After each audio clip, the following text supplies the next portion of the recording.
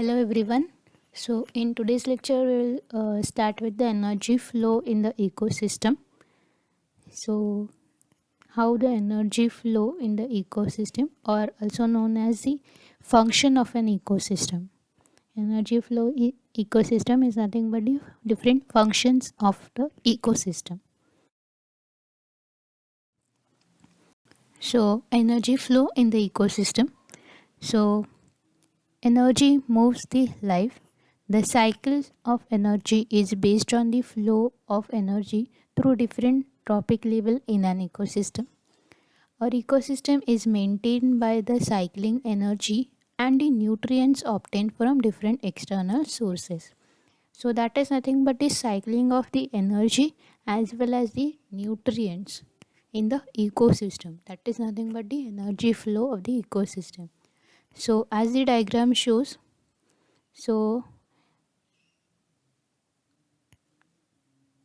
the ecosystem, whichever the components of the ecosystem, they receive the energy from the sun. The producers receive the energy from the sun. Then the consumer obtain this energy from the producer. Then decomposers obtain the energy from the consumer and they decompose the consumers, and then they release some energy, and this energy again goes back to the producer in the form of the nutrients from the soil or the water bodies, etc.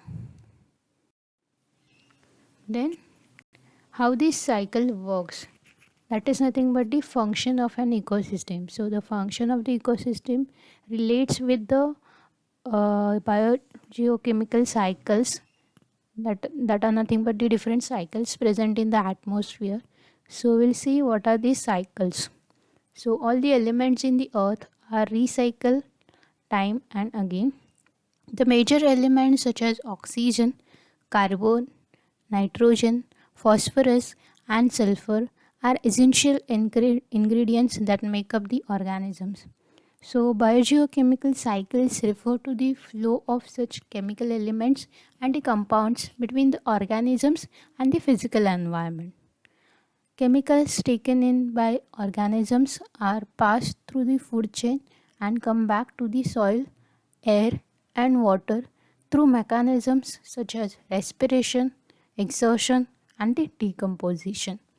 So, such cyclic exchange of material between the living organism and their non living environment is called as the biogeochemical cycles. So, these cycles are nothing but the functions of an ecosystem. So, these cycles are very important from the human point of view or the any organism point of view. So, following are the some important biogeochemical cycles that are known as the carbon cycle, nitrogen cycle, water cycle, oxygen cycle, phosphorus cycle, and the sulfur cycle. So we'll see one by one. So what is the carbon cycle? So carefully see this diagram. Carbon cycle refers to how the carbon flows in the ecosystem, how the carbon is produced by the different organisms or the different components of an ecosystem, and how it is utilized by the different components of that ecosystem.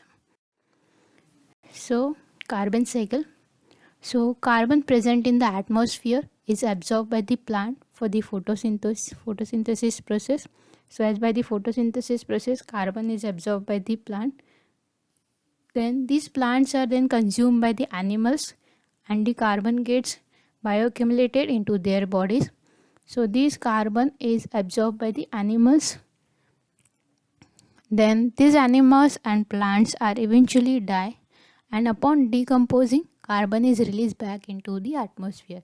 So while these animals die, so after decomposition, that is nothing but the when decomposed by these animals, when decomposed by the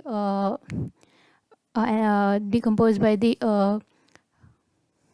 organisms like fungus, so whatever the carbon present in that animals is released into the soil. So carbon is released back into the atmosphere. Then some of the carbon that is not released back into the atmosphere eventually becomes the fossil fuel.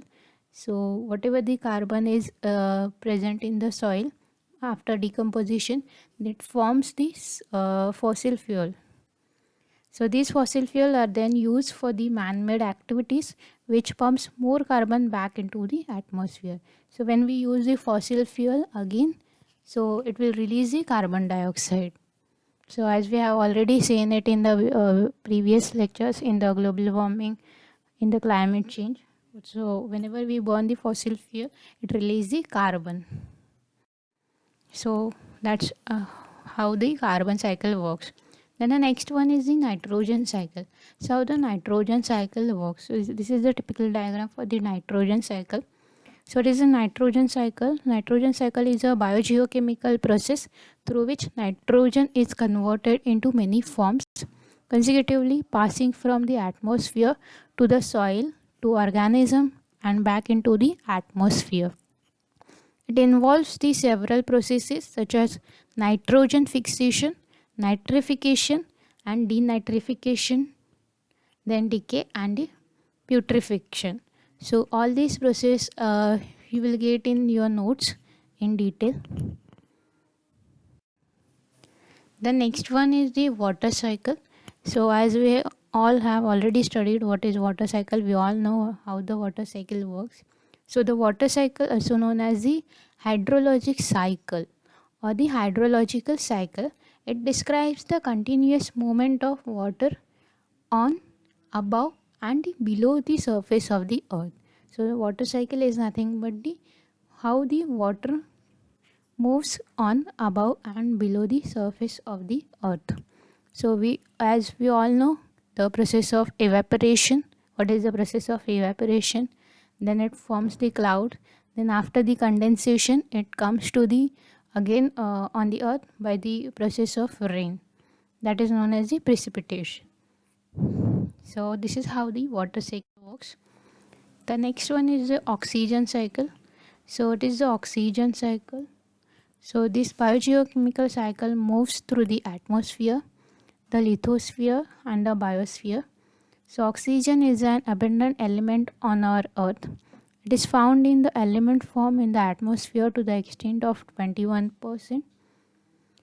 Oxygen is released by the plants during the process of photosynthesis. Humans and the other animals inhale the oxygen, exhale carbon dioxide, which is again taken up by the plants.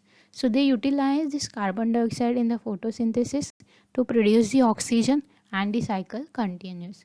As we all know the working of the oxygen cycle, as we inhale that oxygen which is released by the plants in the process of photosynthesis. The next one is the phosphorus cycle. So phosphorus cycle is a biogeochemical process that involves the movement of phosphorus through the lithosphere, hydrosphere and the biosphere. So different steps in the phosphorus cycle are weathering, then absorption by plants, that is phosphorus absorption by the plants, then the absorption by the animals and then again return to the environment through the decomposition. So you'll get all these in detail in your notes. Then the sulfur cycle. So the sulfur is released by the weathering of rock. Then sulfur comes in contact with air and is converted into the sulfates. Sulfates are taken up by plants and microbes and are converted into organic form. The organic form of sulfur is then consumed by the animals through their food and thus sulfur moves in the food chain. When the animals die, some of the sulfur is released by the decomposition while some enter the tissues of the microbes. The next is there are several natural resources such as volcanic eruption, evaporation of water and breakdown of organic matter in swamps that release sulfur directly into the atmosphere. So this sulfur falls on the earth with rainfall. So this is how the sulfur cycle works. So these are the different cycles which are responsible or which are present in the ecosystem. That is nothing but the functions of the ecosystem.